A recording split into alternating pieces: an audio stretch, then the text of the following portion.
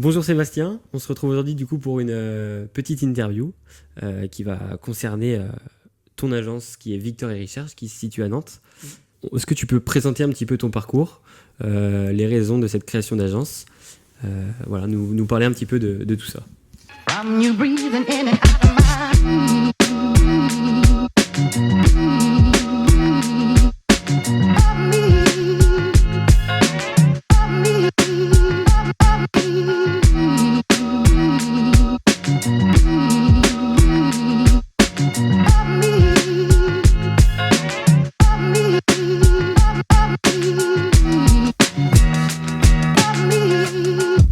Écoute, merci Lucas.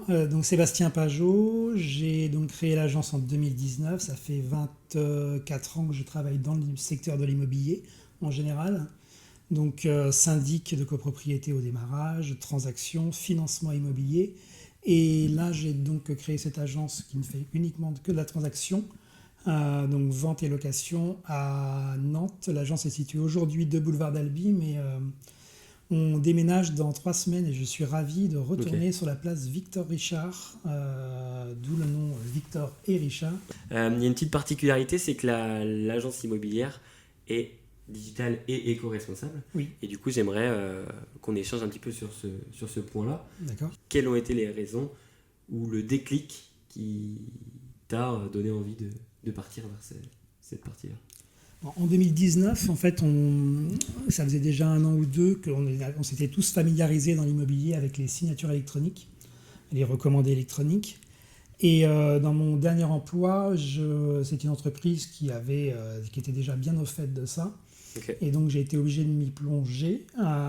Et en créant mon agence, bien évidemment, j'ai voulu reprendre ces process, mais essayer de les pousser un peu au maximum.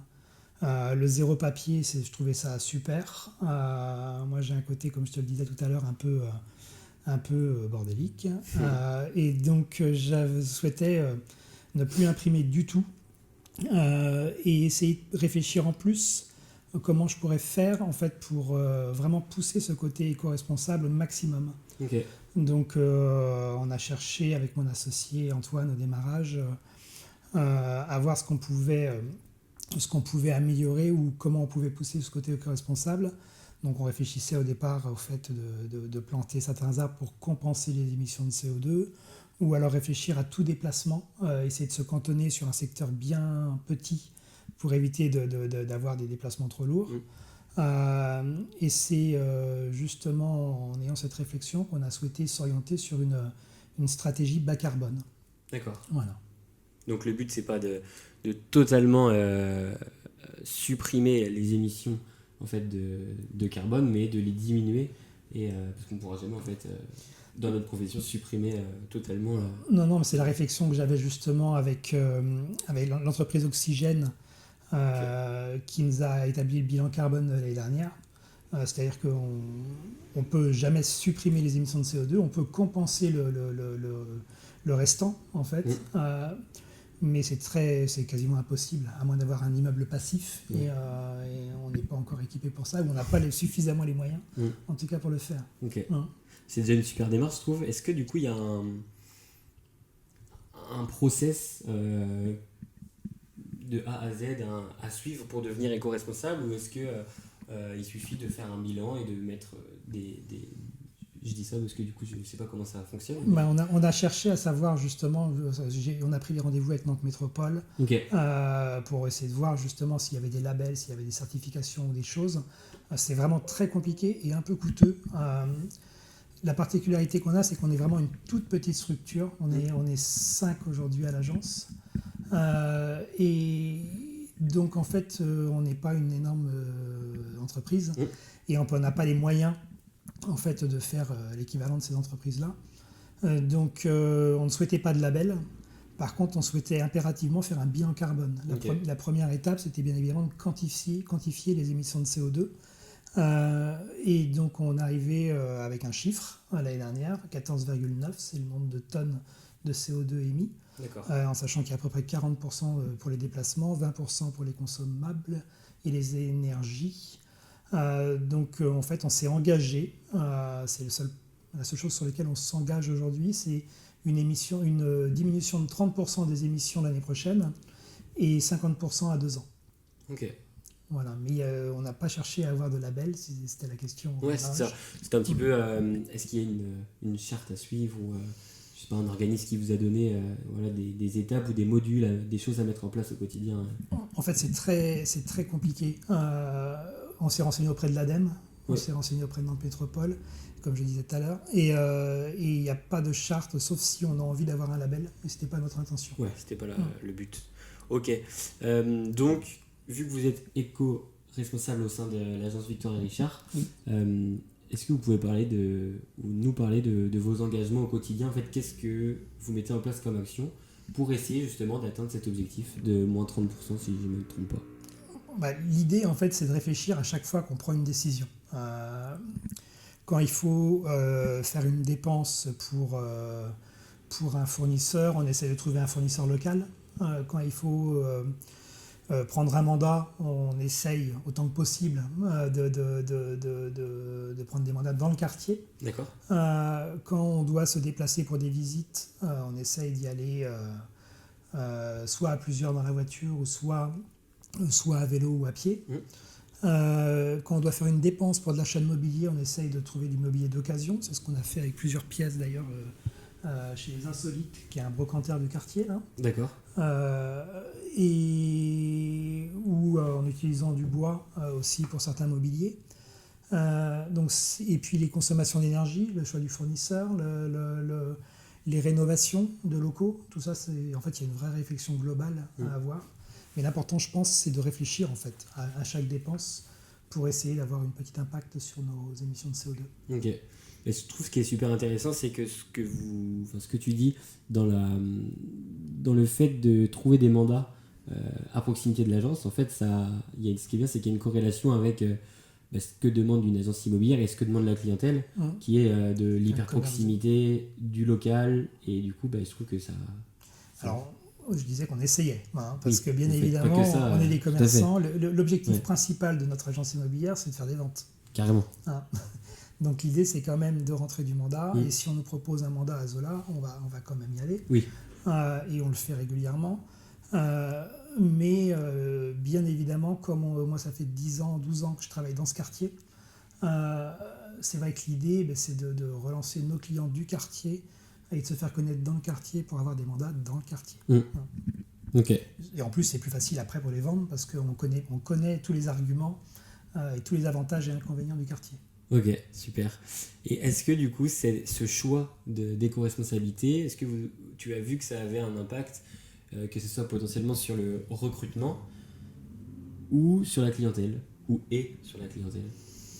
Alors, sur le recrutement, mon premier collaborateur, Charlie, en fait, m'a avoué que c'était son choix décisif en fait, dans le choix de nous rejoindre à l'agence. D'accord. Il avait plusieurs opportunités. C'est effectivement cette approche qui lui a plu. Le fait d'être une agence indépendante aussi. Mais c'est ce qui lui a fait faire ce choix de nous rejoindre.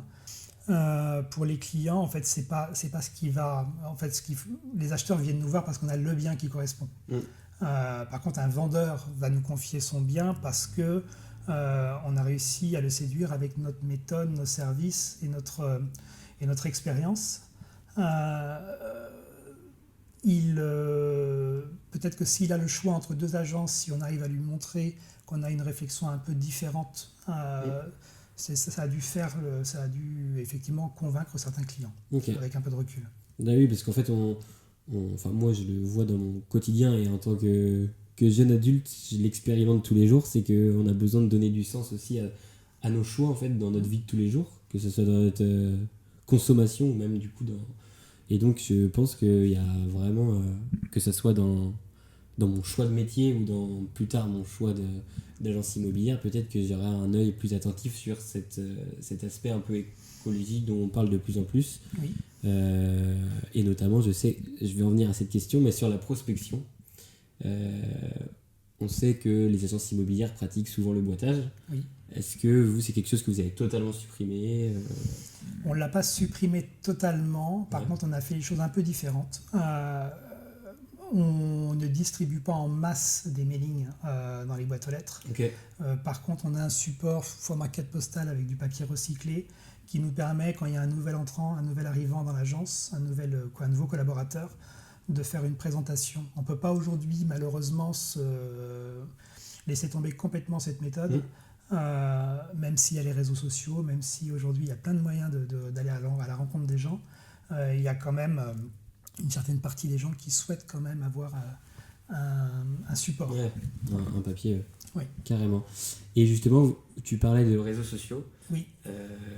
Il y en a beaucoup, il y a beaucoup d'agences immobilières qui se tournent vers les réseaux sociaux et qui poussent à développer ce vecteur de communication-là. Est-ce que c'est quelque chose que, au sein de l'agence, vous avez développé ou pas? Oui, non, mais bien sûr. On est obligé de toute façon. Aujourd'hui, tout le monde est sur Facebook, Instagram, LinkedIn surtout, et puis Google. Donc forcément, on communique sur tous ces supports avec plus ou moins de facilité, parce que c'est quand même un outil qui n'est pas si vieux que ça. Et puis qui évolue vite aussi. Et qui évolue vite, et il faut du temps, beaucoup de temps pour le faire. Et dans l'idéal, il faudrait un community manager pour s'en occuper. Mais on essaie de développer cette méthode et de communiquer. Okay. L'avantage, c'est qu'on a la possibilité aujourd'hui de raconter un peu la vie de l'agence et non pas seulement diffuser des annonces. Donc c'est ce qui plaît aussi aux gens dans la façon de communiquer un peu autrement. Carrément. Donc pour la première partie, on est bon. Oui. Je ne sais pas si tu avais d'autres choses à rajouter sur si, cet aspect. Une petite chose, c'est qu'aujourd'hui on a la chance à Nantes d'avoir tout un tas d'entreprises qui nous aident à développer ce côté éco-responsable. Je pense notamment à EP Maker, en fait, qui est une super boîte à Nantes qui a développé BIM Énergie, qui a développé Hiro, qui a développé Cadran. C'est des sociétés super, et je pense aussi à Hiro surtout, qui est une société en fait qui nous aide dans le calcul des aides financières pour les clients quand ils souhaitent faire des travaux d'économie d'énergie. Donc nous, on le fournit, ce service, à nos clients, parce que ça passe aussi non seulement par l'amélioration de nos consommations, mais également par la sensibilisation de nos clients. C'est ce qu'on souhaite faire aussi beaucoup. Okay. Et donc Hiro, pour ça, est vraiment super, parce qu'il constitue le dossier administratif pour les clients et il calcule le montant exact des aides possibles pour tous travaux d'énergie. Donc, et ça, c'est grâce aux entreprises comme EP qui développent des super outils, et en plus des entreprises nantaises. Ok. Voilà. C'est bon à savoir. Je mettrai le lien dans la description de la vidéo. Ouais. Et puis voilà. Merci du coup pour eux, pour ce petit coup de pouce. Et puis on va passer tout de suite du coup à la deuxième partie. Du coup, on se retrouve pour la deuxième partie de la vidéo. Oui. On va parler un petit peu plus de l'aspect entrepreneurial, mindset, état d'esprit de l'agent immobilier. Pour la première question, est-ce que tu as une anecdote à raconter sur ton métier, quelque chose qui t'a marqué au fil des années depuis que tu es conseiller? Plein de choses tristes d'ailleurs, des fois, avec des décès, des divorces, des missions, plein de choses pas très drôles. Mais une qui m'avait pas mal touché, c'était une famille, en fait, Yann et Laure, qui m'ont acheté une maison dans le quartier. Et souvent, on dit que l'immobilier, c'est des choix assez factuels, je ne sais pas si on peut dire ça, mais c'est-à-dire qu'on recherche un quartier, on recherche un environnement, on recherche un nombre de chambres ou autre. Et là, en fait, c'est des gens qui passaient à l'agence. Ils m'ont dit qu'ils cherchaient une maison, sans trop donner de détails. J'ai été visiter une maison juste à côté de l'agence. Et arrivé dans l'entrée, ils m'ont dit c'est bon, on vous fait une offre, je l'achète. Donc c'était un petit souvenir sympa, parce qu'ils m'invitent régulièrement au café maintenant. Et c'est des gens qui étaient vraiment adorables. Et ils en ont fait en plus une très belle maison, il y avait tout à refaire dedans. C'était une vraie ruine, mais ils en ont fait un petit bijou. Voilà. C'est une belle histoire de A à Z. Ça marche. Ouais. Ok. Donc sur ces belles histoires, quelle est la belle histoire qui t'a poussé à devenir conseiller immobilier? Alors c'était un peu par hasard. Okay. J'étais en alternance en BTS et j'avais pas trouvé d'entreprise qui m'acceptait, sauf un syndic de copropriété. Donc j'ai fait du syndic par dépit au départ. Et c'est j'avais un gérant d'agence qui me disait ça, l'immobilier on y arrive souvent par hasard, pas par choix, et surtout avec des fausses idées en fait sur le métier, et on y reste souvent par passion, donc c'était un peu le cas. C'est-à-dire que j'ai vivoté dans l'environnement de l'immobilier pendant plusieurs années, aussi bien en termes de syndic, de transactions ou de financement, mais finalement je suis revenu à mon amour, mon premier amour c'était la transaction, donc voilà, j'y reste par passion. Ce qui est drôle, du coup, il y a un petit clin d'œil à faire sur le fait que, au tout début de l'interview, tu disais que tu n'aimais pas forcément l'administratif, et en fait, tu es rentré dans le monde de l'immobilier par le métier de syndic qui demande justement beaucoup d'administratif. Oui, non, mais c'est justement pour ça que j'ai arrêté. Et au final, bon, c'est vrai qu'on a quand même pas mal besoin de rigueur quand même dans notre travail aujourd'hui, mais c'est souvent les mêmes documents, les mêmes tâches et les mêmes informations dont on a besoin quand on vend un bien, que ce soit une maison ou un appartement, même si la loi Allure nous a un peu rajouté des documents. C'est souvent quand même les mêmes choses. Ok. Et du coup, vu qu'auparavant tu étais conseiller immobilier, qu'est-ce qui a été la bascule qui t'a donné envie de justement devenir gérant ou directeur d'agence immobilière, de passer le cap en fait, parce que tu aurais pu rester conseiller immobilier peut-être toute ta carrière? Directeur d'agence, c'est un gérant d'agence qui m'a proposé le poste directement, juste après mon passage dans le financement. Okay. Donc je ne suis pas repassé par le poste de conseiller, ça a été assez rapide. Et ça est venu assez naturellement. Puis après j'ai occupé le poste de directeur d'une agence, puis de deux, puis ma propre agence en 2019. Ok, voilà. Ça marche. Donc on a enchaîné les deux types de... Donc tu as connu peut-être l'agence immobilière un peu plus en réseau, oui. Peut-être, et du coup l'agence immobilière actuellement qui est totalement indépendante. Oui, alors c'est justement parce que en goûtant à un réseau géré par une famille que j'ai eu envie de créer aussi une entreprise un peu plus familiale, un peu plus indépendante. Okay. C'était sur Paris avec un gérant d'agence qui travaillait avec son épouse et puis son neveu. D'accord.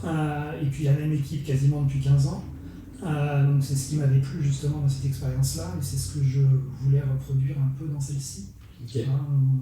Je travaille ni avec ma femme, ni avec mes enfants, mais ni avec mon neveu.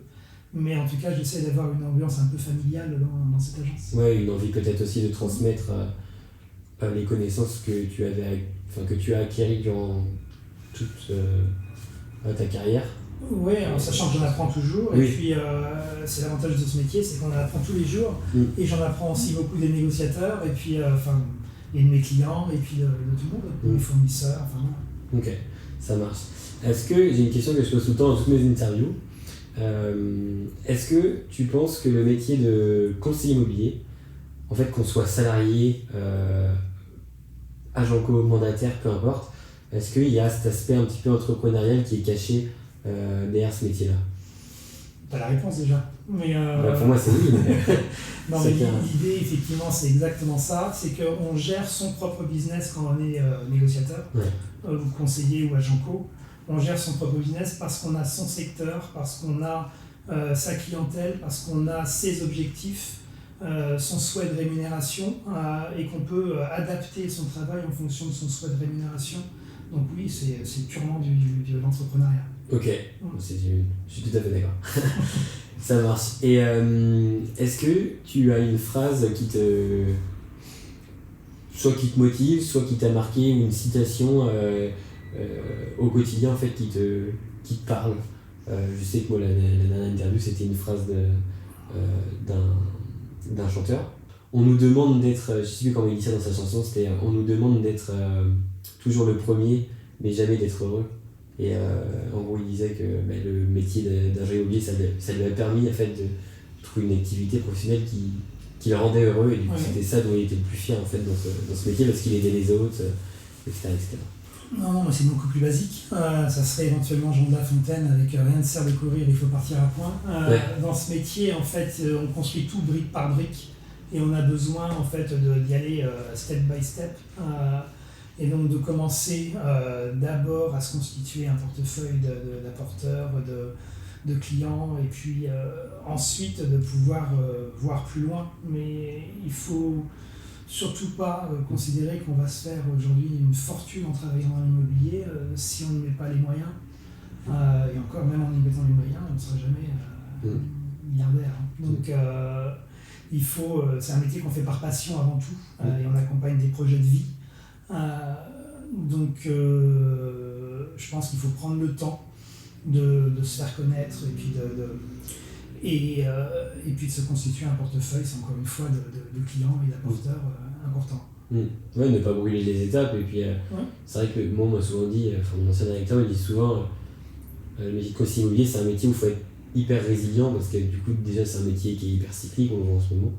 Et puis, c'est souvent, quand on commence, c'est compliqué et les premières ventes arrivent, vu qu'il y a 3 mois en fait, entre le compromis avec le notarié, souvent notre première rémunération elle arrive en moyenne entre 6-7 mois après notre début. Donc c'est vrai que je te rejoins totalement sur et puis c'est un métier où ce qui est important, c'est qu'il faut aimer les gens, aimer discuter, échanger, rencontrer les gens et ne pas penser d'abord à l'argent avant de penser au projet de vie qu'on va accompagner.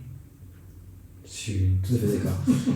Est-ce que si demain quelqu'un qui nous regarde, il est, je sais pas, étudiant ou en reconversion professionnelle, il veut se lancer dans le métier de conseiller immobilier, quels seraient les conseils que tu lui donnerais?